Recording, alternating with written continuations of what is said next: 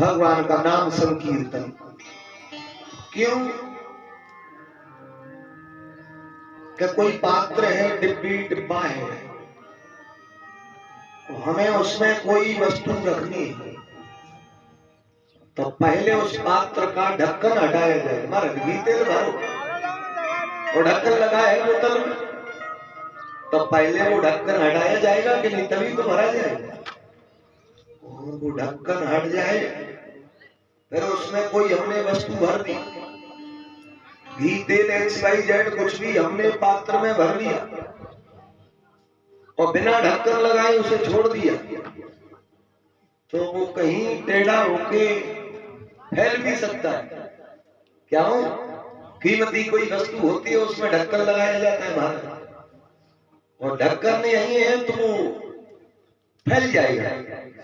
तो ऐसे ही है ये शरीर। बैठिए मेरी माई बहन, बैठ जाओ।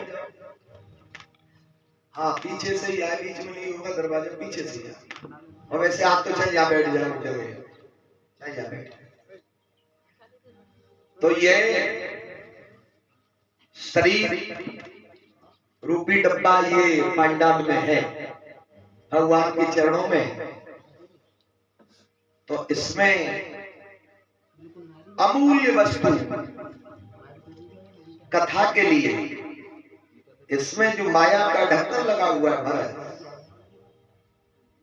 तो वो ढक्कन हटाया जाए। क्यों? कीर्तन के माध्यम से। क्योंकि आवरण जो पड़ा हुआ है वो हट जाए, तो फिर इसमें कथा बैठ जाए। और कथा बैठ जाए तो वो कथा ऐसा नहीं कि यहां से सुनी और घर पहुंचे तब तक निकल गई।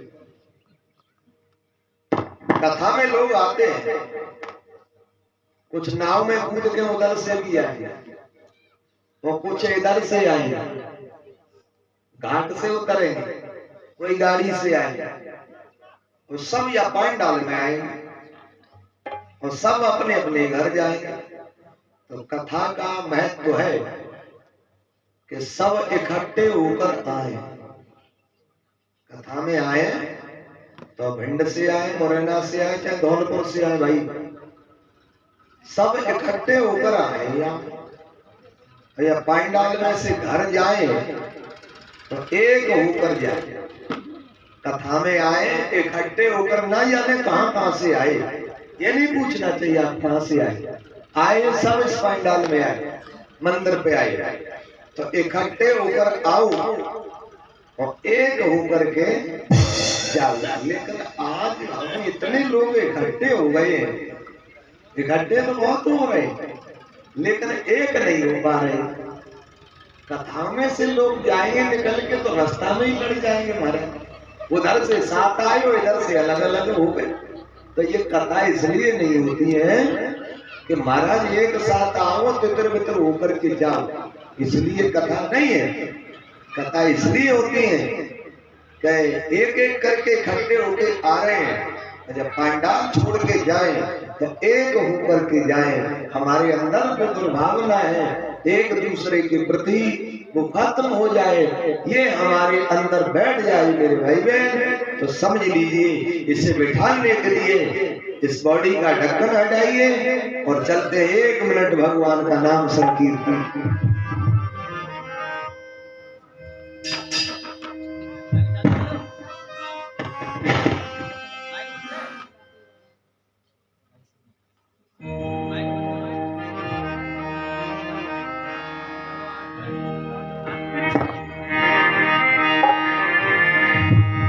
हरि गोविंद हरे गोपाल, हरे गोविंद हरे गोपाल, हरे गोविंद हरे गोपाल, हरे गोविंद हरे गोपाल, हरे जय प्रभु दीन दयाल, हरे जय प्रभु दीन दयाल, हरे जय प्रभु दीन दयाल, हरे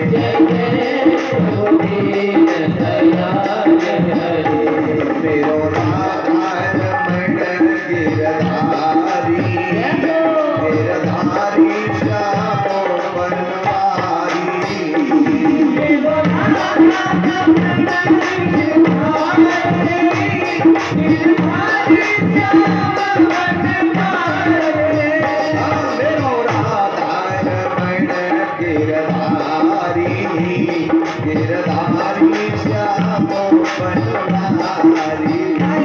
मेरो राधा रमण गिरधारी गिरधारी श्यामो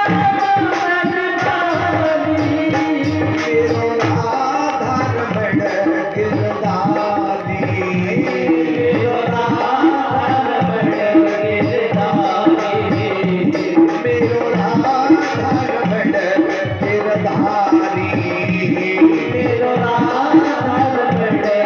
गिरधारी मेरो राधा रमण गिरधारी मेरो राधा मेरो राधा मेरो राधा रमण गिरधारी गिरधारी श्यामो बनवारी मेरो राधा रमण गिरधारी गिरधारी श्यामो बनवारी भजे राधे गोविंद भजे राधे गोविंद मूल राधे गोविंद भजे राधे गोविंद भजे राधे गोविंद भजे राधे गोविंद मूल राधे गोविंद भजे राधे गोविंद मेरो राधा मेरो राधा मेरो राधा रमण गिरधारी गिरधारी श्यामो बनवारी मेरो राधा रमण गिरधारी गिरधारी श्यामो बनवारी बोले सद्गुरुदेव भगवान की जय बोले बालकृष्ण भगवान की जय। हाँ मेरे भाई बहन चले कुछ देर के लिए मन विनोद गोविंद के चरणों में लगाए। श्री गणेशाय नमः। ओम नमो भगवते वासुदेवाय। श्री गुरु चरण कमलभ्यो नमः। मां सरस्वतीभ्यो नमः। मेरे प्यारे वेद का सूत्र कह रहा है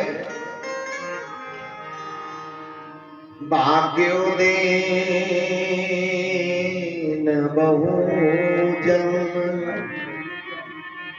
समर जितेना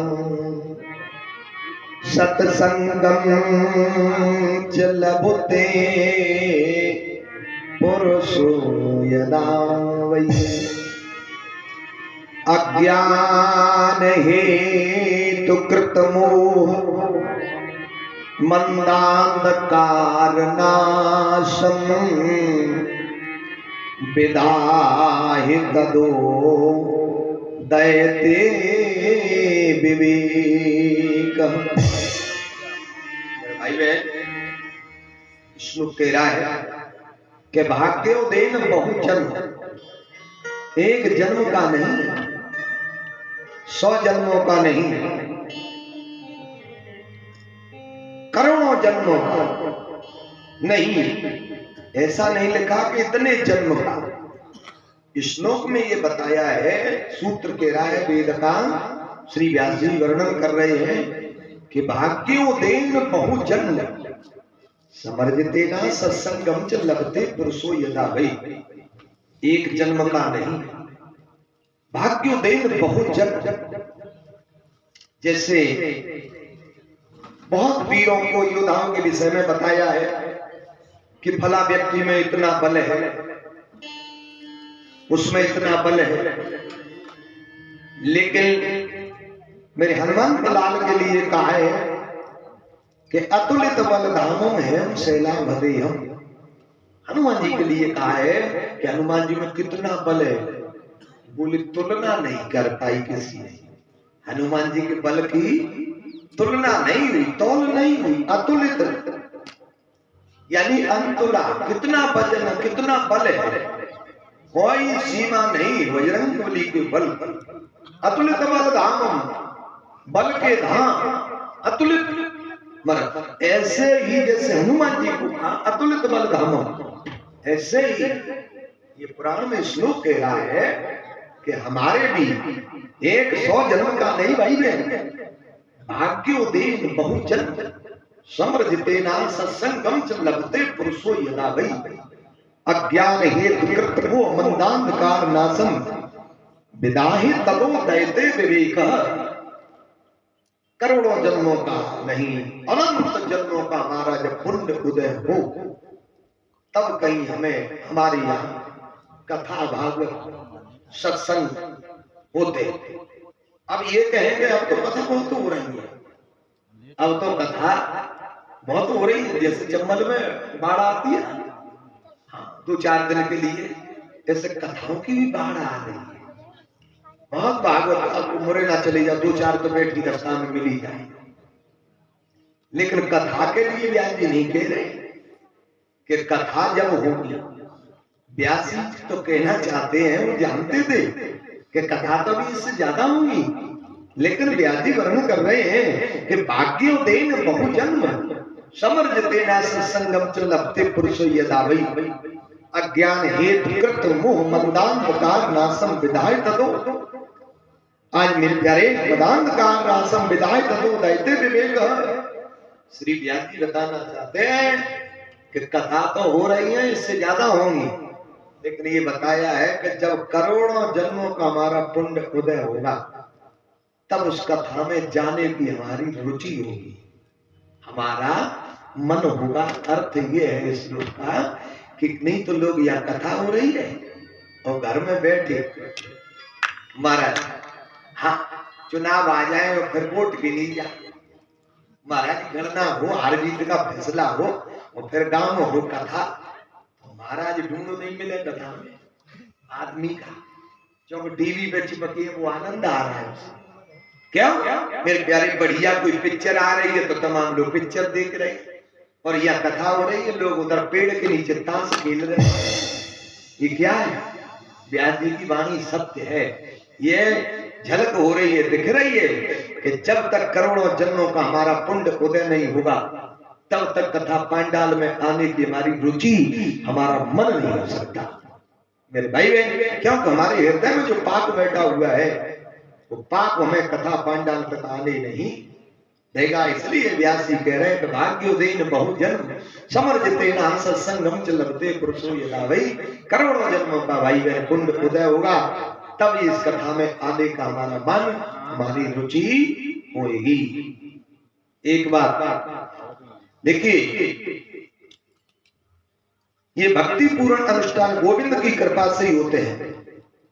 भागवत की कथा प्यारे कभी मनोरंजन की दृष्टि से नहीं सुननी चाहिए। हाँ कि चलो मुकेश पंडित जी आ गए, हाँ भजन कीर्तन बढ़िया करते हैं, थोड़ा मनोरंजन हो जाएगा, इस दृष्टि से कथा हम लोगों को नहीं सुननी चाहिए। कथा में जाए भावपूर्ण, ये भक्तिपूर्ण अनुष्ठान मनोरंजन की दृष्टि से नहीं।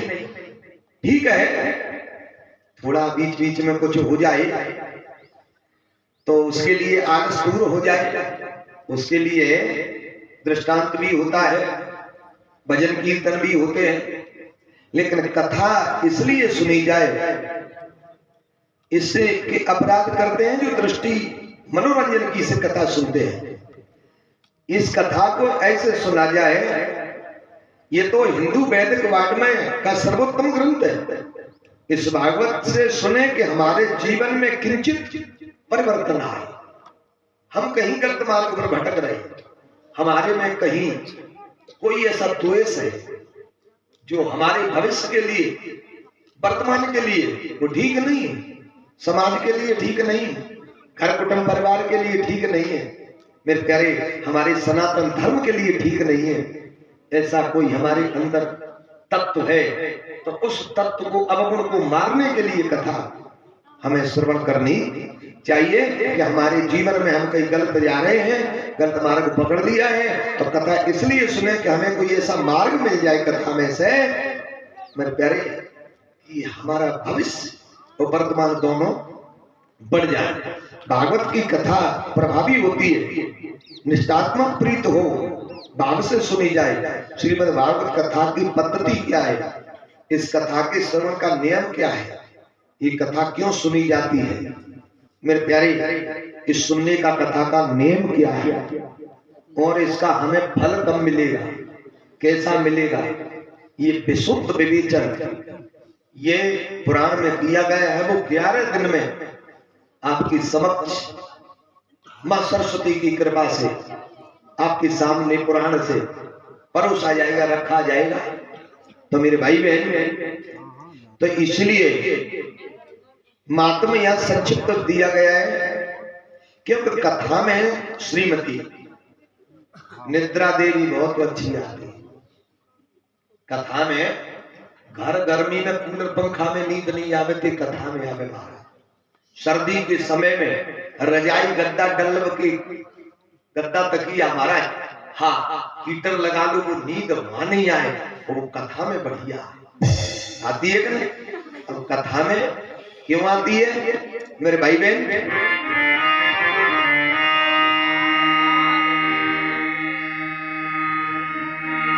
हार बाई घर जइयोरी, बाबरी बाई घर जइयोरी, जागर राम भजन नहीं होवे।